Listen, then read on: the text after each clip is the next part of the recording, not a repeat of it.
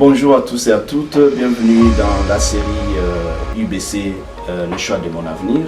Cette série proposée par l'Université bilingue du Congo avec le concours de notre cellule de communication dans notre rubrique éducation sans barrière. Pour ceux qui se demandent, est-ce que l'Université bilingue du Congo n'est pas une institution de trop dans la province du Sud-Kivu? Je voudrais plutôt dire que l'UBC, l'Université bilingue du Congo, c'est une opportunité pour le Sud-Kivu.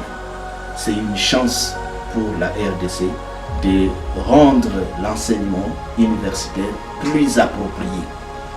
Vous savez, beaucoup d'institutions qui ont existé avant l'UBC ont échoué de répondre aux désirs ardents des finalistes universitaires, des cadres universitaires congolais et à travers eux, aux désirs de leurs parents qui les envoient à l'université. Vous avez constaté d'ailleurs que de plus en plus de parents préfèrent envoyer leurs enfants à l'université à l'étranger.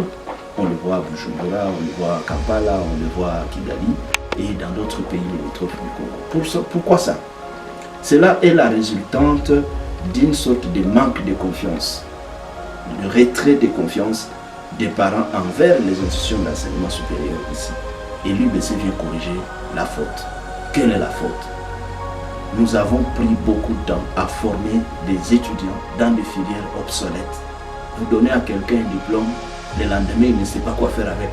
Lui-même il ne sait pas qu'est-ce qu'il y a de pratique dans les connaissances qu'il a acquises.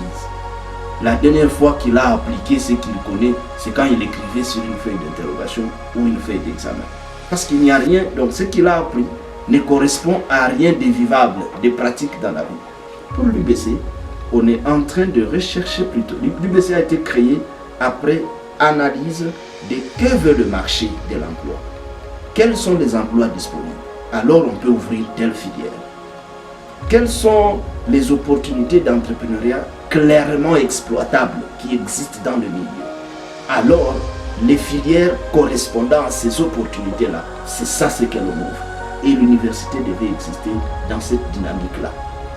Donc, on n'ouvre que des filières pour lesquelles il y a de l'emploi, des filières pour lesquelles il y a des opportunités entrepreneuriales claires, et nous allons également équiper nos étudiants par des compétences qui sont en adéquation avec les exigences du siècle. Les compétences en anglais, les compétences en entrepreneuriat, les compétences en technologie de l'information. L'étudiant, s'il a été formé, on en a eu, il est formé en comptabilité. À la fin, il voit une offre, mais les exigences de l'offre sont telles qu'il doit savoir manipuler tel logiciel comptable. Les étudiants, ils ne connaissent même pas les noms de ces logiciels-là. Il ne l'a jamais vu, il ne l'a jamais manipulé, mais il a déjà un diplôme de licencié. Il a fait 5 ans à l'université.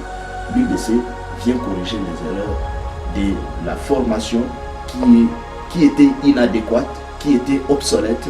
Et désormais, c'est une formation convertible en revenu. Que le diplôme, c'est comme une pièce de monnaie. Le diplôme, c'est un imprimé de valeur à partir duquel on convertit sa connaissance en argent le lendemain après ses études.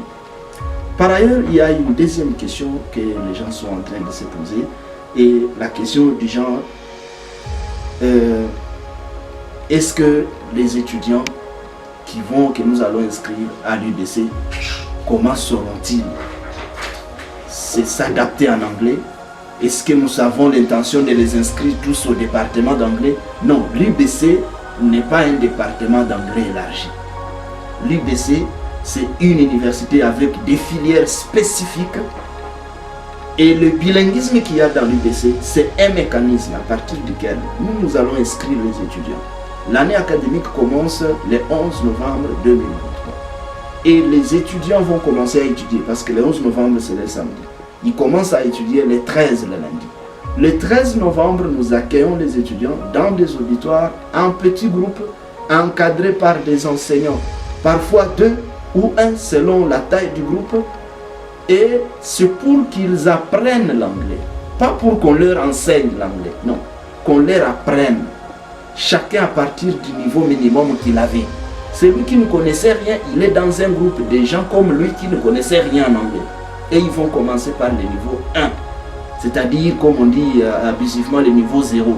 Ils vont commencer par le niveau A1 et nous allons les développer niveau A2, niveau B1 et niveau B2. Cela, nous allons le réaliser en défalquant la charge horaire de 270 heures, 270 heures d'anglais. Nous allons lui donner des cours d'anglais depuis novembre jusqu'à mars. Ils ne sont en train que d'apprendre l'anglais pour s'adapter progressivement jusqu'à atteindre le niveau B1, à partir duquel ils sont maintenant des utilisateurs courants de l'anglais. Ils sont des utilisateurs indépendants. Et chacun, même s'il était en secrétariat médical, même s'il était inscrit en logistique de la santé, même s'il était inscrit en traduction-interprétation, l'anglais devient un outil de communication dont il fait usage librement et indépendamment. Il n'a pas besoin d'être au département. Merci beaucoup de votre attention. Je voudrais vous rappeler que notre site web est actif. Je voudrais appeler à tout cela, si vous voulez connaître davantage sur le programme de l'UBC, si vous voulez postuler à un poste à l'UBC, si vous voulez vous inscrire, prendre votre inscription comme étudiant, veuillez surfer sur notre site, c'est le www.ubc.academy. Rappelez-vous, Academy, c'est écrit avec Y à la fin, pas